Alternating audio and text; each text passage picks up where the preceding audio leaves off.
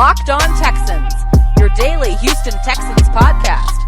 Part of the Locked On Podcast Network, your team every day.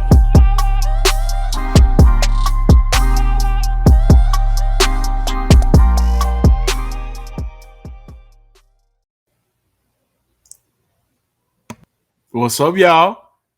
How y'all doing out there? It's Monday, and for the first time since week one, the Houston Texans have a victory Monday. And as much crap Cody and I has talked throughout this week, this team came off of a bye, and in the last two games that they played in, 10 turnovers total, and it didn't stop on yesterday as they took on the Tennessee Titans. Welcome into the Locked On Texans podcast. I am one half of your host, John Hickman. Follow me on Twitter at John_Hickman12. And of course, I'm joined by my co-host, Cody Davis. We are here for one reason and one reason only. And for the first time in forever, like I mentioned, this will be a good reason to yes, talk sir. Texans. Cody, go ahead and take them down that yellow brick road, bring them up down to 16 at the Kirby, give them a rundown, and let's get into it.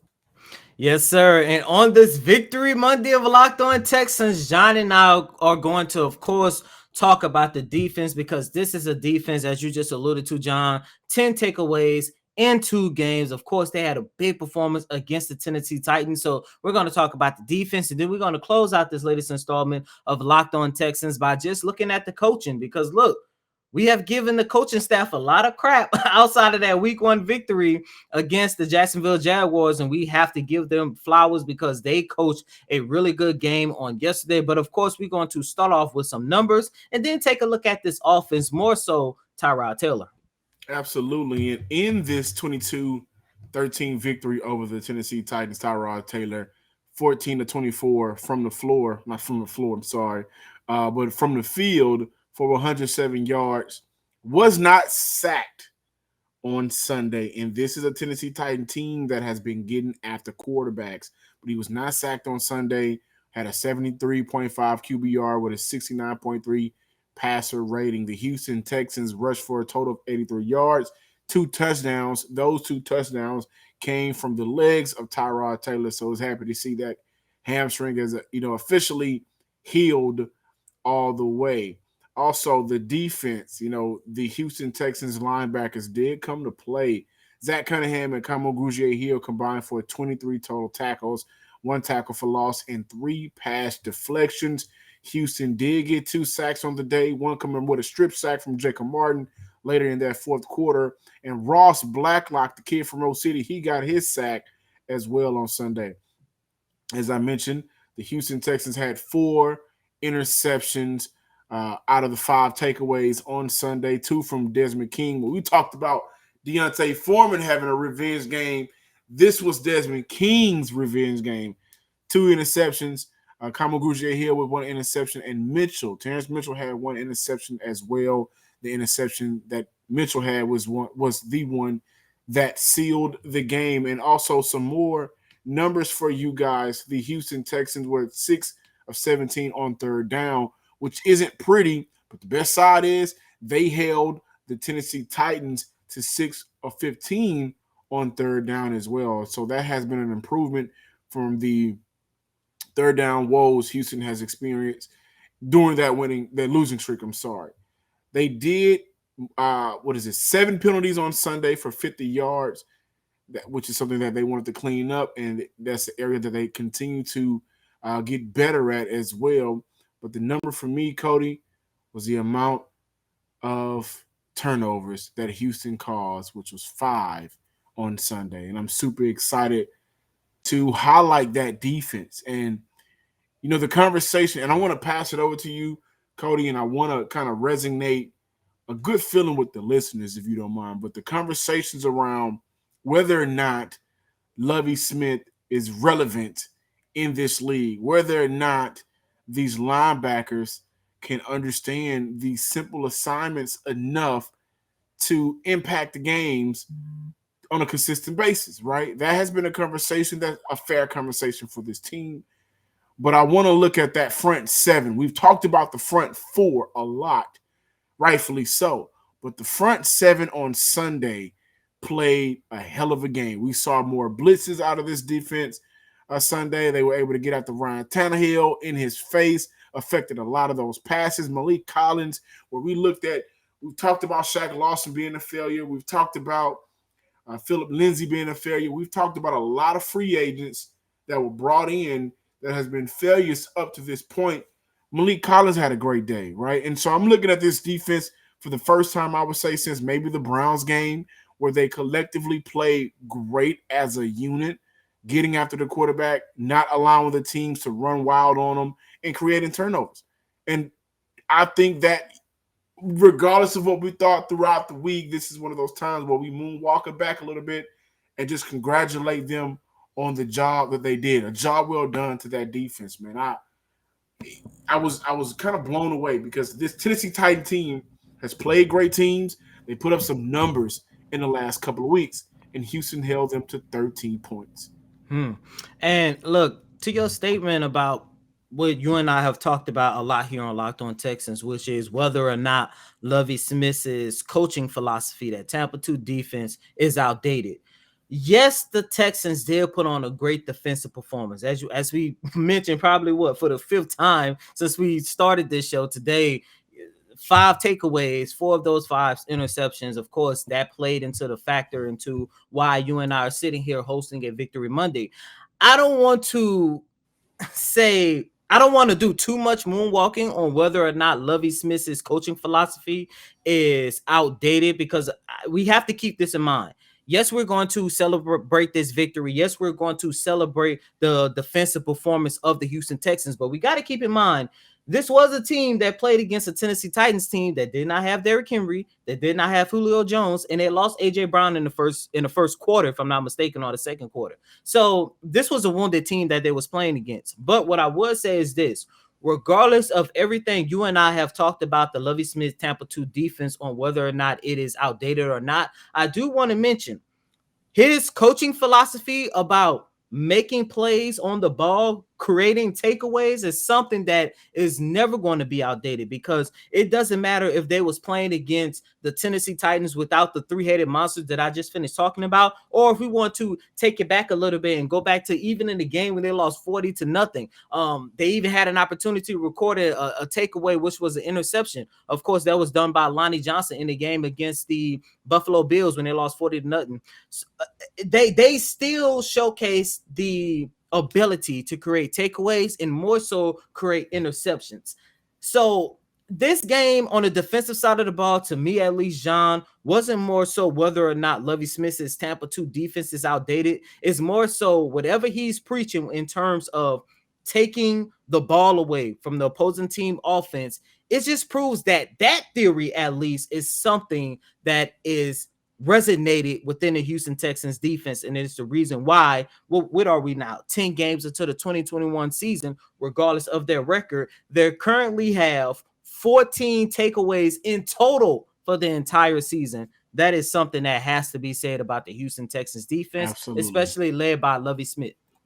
And I also want to add that the offense did I think a good job, which we'll get into, a good job of at least sustaining drives so their defense can get a break, right? We've seen that in countless games, whether we go back to Carolina, whether we go back to Cleveland, whether we go back to the New England game.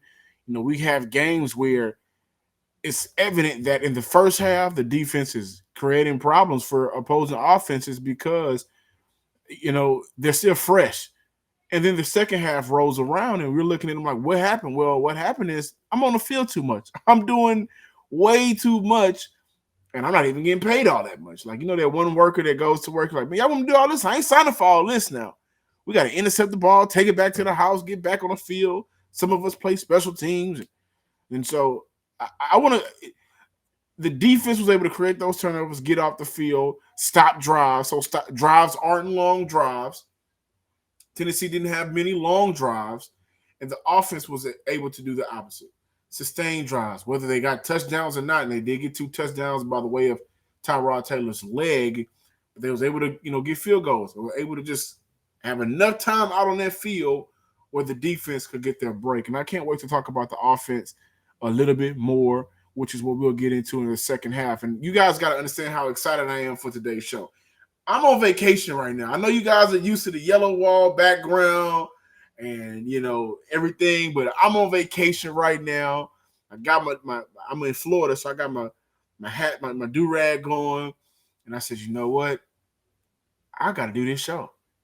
And I can't wait to tell you guys about Direct TV Stream. Listen, get your TV life together, ladies and gentlemen. And I'll tell you why. There are so many different benefits from Direct TV Stream. The best benefit is you can get all of your favorites in one spot. So that's your favorite show, favorite movies, and sports all in one place. There's no annual contract, so stop waiting and get your TV life together with Direct TV Stream. You can learn more at directtv.com. That's directtv.com. The offense put up 22 points on the road, the most points that they've scored on the road since the Cleveland Brown game, and the most points that they've scored since the Rams, right? In that late fourth quarter attempt at a comeback. But the offense put up 22 points, and I was super, I'm not going to say excited, but I was happy to see what I saw from a Tyrod Taylor-led offense. And so we'll get into that a little bit more on the other side. Welcome back into Locked On Texans. And ladies and gentlemen, thank you so much for making Locked On Texans your first listen every single day. And remember that we are available on all streaming platforms. Now, in the first segment, John and I talked about how well this defense played. And John, you mentioned in that first segment that the defense actually had a really good game throughout the entire day because the offense was able to sustain drives. And that's something that I actually want to expand on in this second segment because Tyrod Taylor, look, I know when you take a look at his numbers, you see him finishing the game with only 107 passing yards. You might think to yourself, man, Taylor might have had a bad day. And the second half was subpar at best. But when you take a look at Tyrod Taylor's performance in this victory against the Tennessee Titans, what I do want to mention is this. And John, I'm pretty sure you remember this. When we were trying to find players, quarterbacks that the Texans can actually use after the whole debacle going on with Deshaun Watson, I mentioned Tyrod Taylor. And part of the reason why I wanted Tyrod in Houston was because I said that he isn't a quarterback that's going to win you the game, but he's not a quarterback that's actually going to lose a game for you. And if the defense do their job and he has, let's say, one or two reliable targets on the offensive side of the ball and the offensive line do a pretty decent job. And by the way, they actually did on yesterday. He is a quarterback that isn't going to lose you the game. He's actually a quarterback that's going to help you sustain that level and play in hopes of getting a victory. You saw what took place in week 1 against the Jacksonville Jaguars. And we said this a lot here on Locked On Texans is if it wasn't for his hamstring injury, the Texans would not be sitting here at 2-8. And John, everything that we talked about and everything that we kind of assumed the Tyrod Taylor experience was going to be here in the city of Houston when healthy, yesterday was the best example of that because not only did Tyrod Taylor not get sacked, but he also, look, he had a better performance because one, he took care of football. He did not throw not one interception. There was a moment where he did kind of drop he botched the snap, but that was only because of the rain, but he was able to recover that. But look, this man took care of football. And he actually gave the Houston Texans a boost in their run game because he rushed for not one, but 2 touchdowns in the win. In the second half, things got a little bit shaky for Tyrod, but I do want to mention is this. One of Tyrod Taylor's best attributes as a quarterback is his game management skills. And it didn't matter if the Houston Texans went 3-and-out or if they was able to sustain a drive late in the fourth quarter. His game managing plays in the pocket is part of the reason why that we are sitting here having a victory Monday. And look, once again, I know Tyrod Taylor isn't the dynamic quarterback that's going to lead this team on a crazy run, but he showcased everything that you and I talked about, everything you and I previewed, everything you and I have been dreaming about ever since he went down with that hamstring injury. Once again, Tyrod Taylor isn't a quarterback that's going to win you the game, but he's also not a quarterback that's going to lose you the game as well. Yeah, Tyrod played a good game, I think, for what we got out of him on Sunday. But one thing that I saw from Sunday that we haven't seen I don't think this entire year, if so, maybe one game was 0 sacks. When Davis Mills was a quarterback, there was moments where, of course, the offensive line played bad, but there was moments where Davis Mills wasn't able to break out and do anything because, he's still trying to get adjusted to defenses in this league and the speed of the game. But with Tyrod, his legs is a part of his package. With 0 sacks, and you saw a quarterback that was able to, like you say, score 2 touchdowns with his leg, which is something that we weren't able to see out of Davis Mills. Move around in the pocket, extend plays for a little bit in order to keep that offense out on the field. I also wanted to mention that there has been a diminishing role for Philip Lindsay at the running back position. Only one carry for -3 yards on Sunday. And I look at him as a player that is clearly falling out of the maybe graces of what the Houston Texans want to do with their run game. I also wanted to look at Rex Burkhead. He had a decent game, I think, rushing the ball yesterday as well, playing that utility style back that he's played for so long in the NFL. But offensively speaking, I would credit a lot of yesterday's success to 0 sacks. I don't know how we get around that. This has been a team where they've given up 4 or 5, a lot of costly sacks. And what those sacks do is, it's not like you're going from first and 10 to 2nd and 13. Sometimes those sacks are going from 2nd and 8 to 3rd and 20 at times because the quarterback that Houston had back there in Davis Mills just was processing everything, and the speed of the NFL is totally different. But when you have 0 sacks, whether the offensive line played stout or whether your quarterback was just able to, make magic, it helps out what you can do in the product offensively 10 times out of 10. And so I think that, David Culley also said that they didn't give out any game balls on Sunday. I don't think that's fair. I think they could have chopped up those footballs somehow or, brought in 5 footballs and you get a football center, you get a football guard, and that young center, Marissa, he had a great game, on Sunday because he had to take on Jeffrey Simmons, who didn't really impact the game, right? So when you got a matchup like that and your guy is winning after taking on one of the hottest young D tackles in the league, you get a game ball. Heck, I think they played tremendous on top of what they was getting out of Tyrod Taylor. So those are the 2 things that I want to look at. Just the offensive line, guys. I think they did an amazing job working with the offense, with the quarterback, and looking at Philip Lindsay and how long, is he going to be a healthy scratch soon? Is he going to be in Jordan Aiken's position where he's on the roster, but he's just not playing? Houston also, remember, they signed Royce Freeman. So at what point in the season do we see him? Do we see less and less of Scotty Phillips? I'm sorry, not Scotty Phillips, but Philip Lindsay.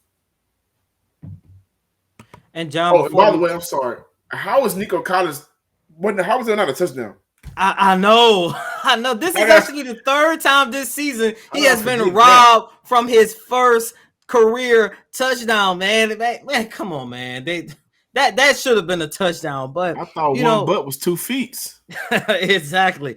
But when I take a look at this offensive line, John, it also goes back to something else that you and I have been talking about over the last couple of games, that this offense is going to be as good as the offensive line is going to make them. And this offensive line, after the loss of Laramie Tunsil, Justin Britt, and Marcus Cannon, right. they have been bad, and every time you and I came on this show, we wanted to talk bad about the offense, but I kept bringing it up. Look, it's hard to, break this offense down when the offensive line looked terrible. That offensive line that they had out there on yesterday, I mean, it wasn't the best, but they actually took care of the pressure that was needed and they protected the quarterback. But John, I want to ask you this question. Too, man. They look very engaged. I don't know how they don't get game balls. And I want to ask you this question before moving on. And this also goes back to the importance of Tyrod Taylor, because the weather did hamper the Texans offense in the second half, more so Taylor's ability to get it out to his receivers. If this was Davis Mills under center, do you or do you not think the Houston Texans still come out victorious, given how close the Tennessee Titans kind of almost came away victorious, late in the 4th quarter? Yeah, I don't know, because I think Davis Mills would have gave Houston turnovers. My point exactly. with the rain, as you mentioned, like with the rain, with how things were going in the second half, you Mm-hmm. know, with Tennessee trying to make a comeback for Davis, would it have gotten him rattled?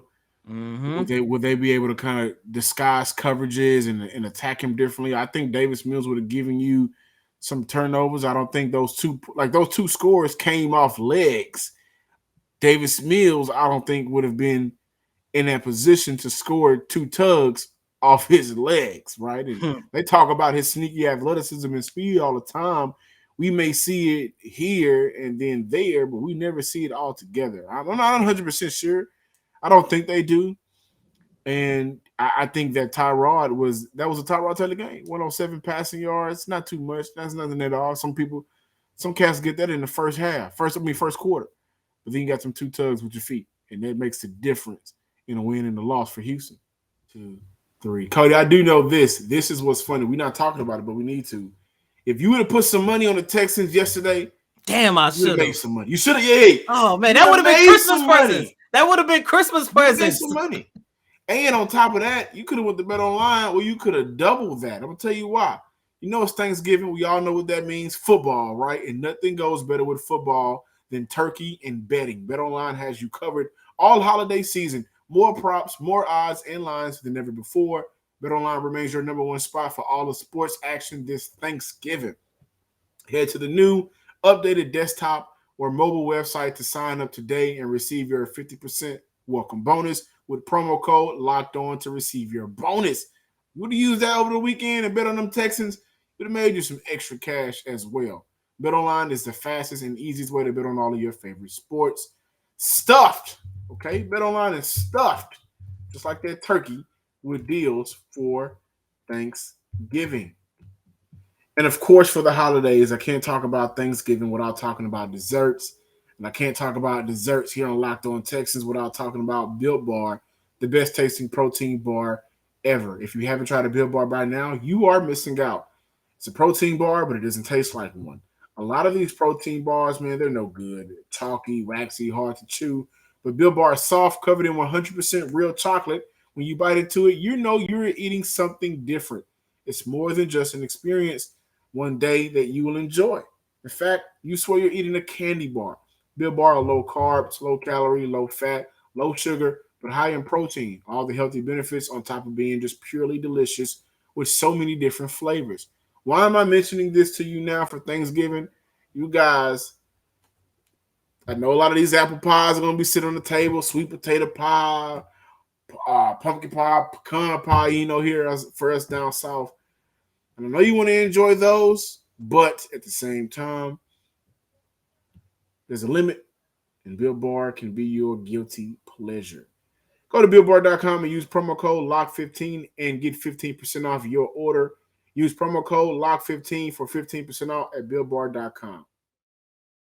Locked On Bets, your daily one-stop shop for all of your gambling needs. Locked On Bets is hosted by your boy Q with expert analysis and insight from Lee Sterling. Before we get out of here today, ladies and gents, you good people or you Texan fans, hey, I'm happy for y'all, man, because personally, I was ready for the 1-16. I'm sorry. I thought that the Jacksonville Jaguars was a last game that Houston was going to win for the season, but I want to say it was Brandon K. Scott of 16 Sports Radio. He mentioned that, any given Sunday, it was either him or Big Sarge. We had both of them on last week.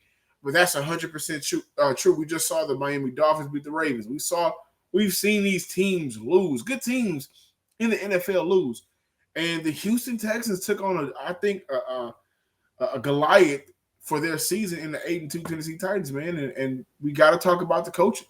Was there a difference for you, Cody, on yesterday from David Culley?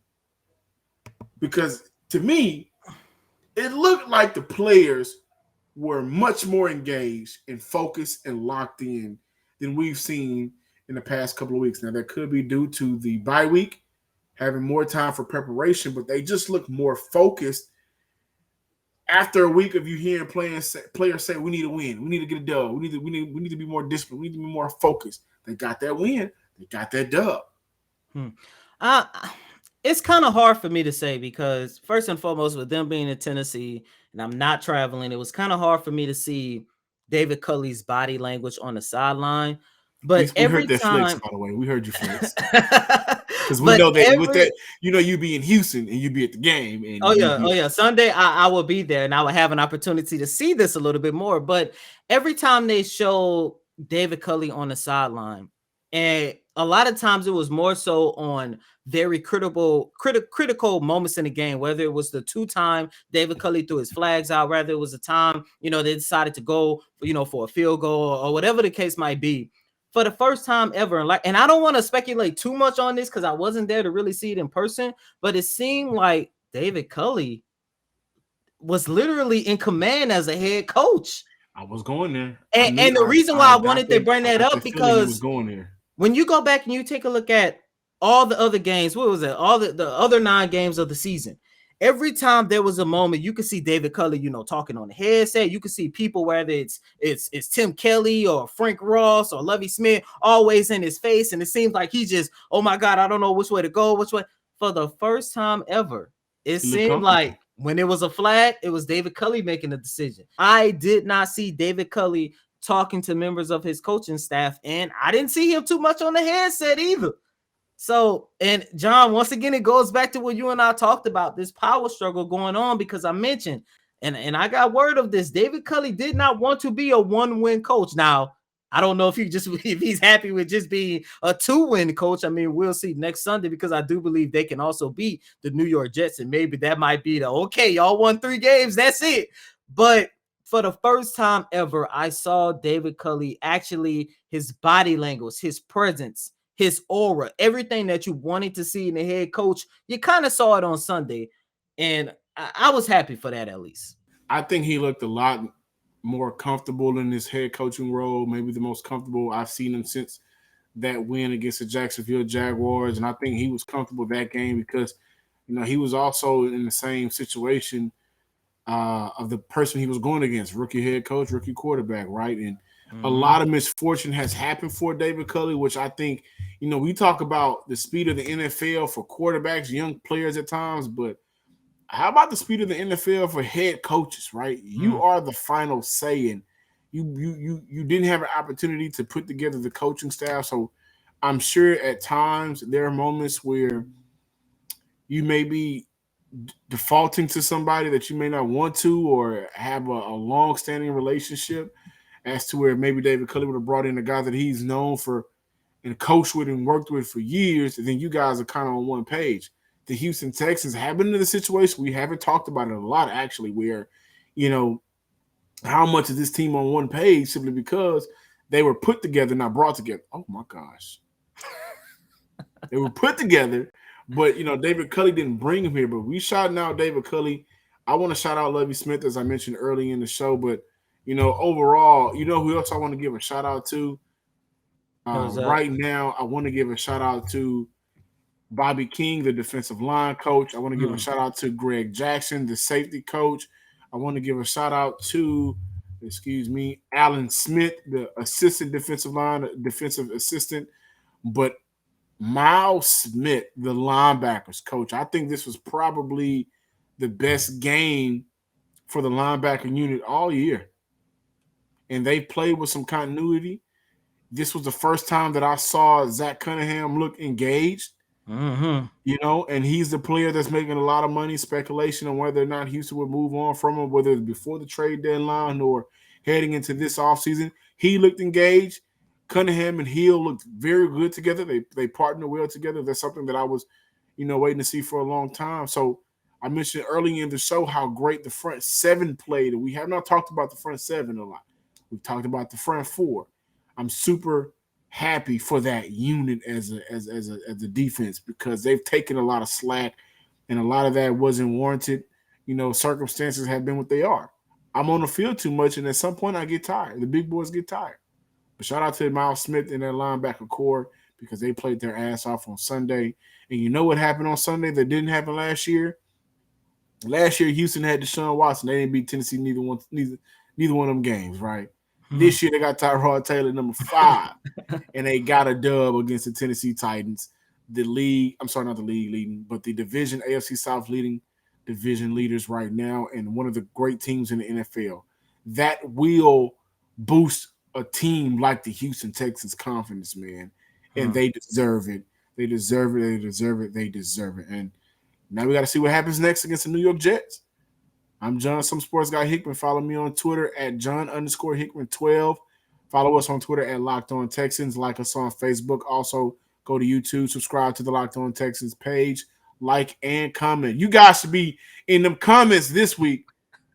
Okay, we're not crowning nobody. I know y'all like to say it. We're not crowning nobody. We're not doing too much, but y'all was in them comments during the losses. Be in the comments during the win. Okay. I think they will. And as always, I'm your host, Cody Davis. Please remember to follow me on Twitter at CodyDavis_24. Once again, it's Cody, CotyDavis _24. Until next time, ladies and gentlemen, peace.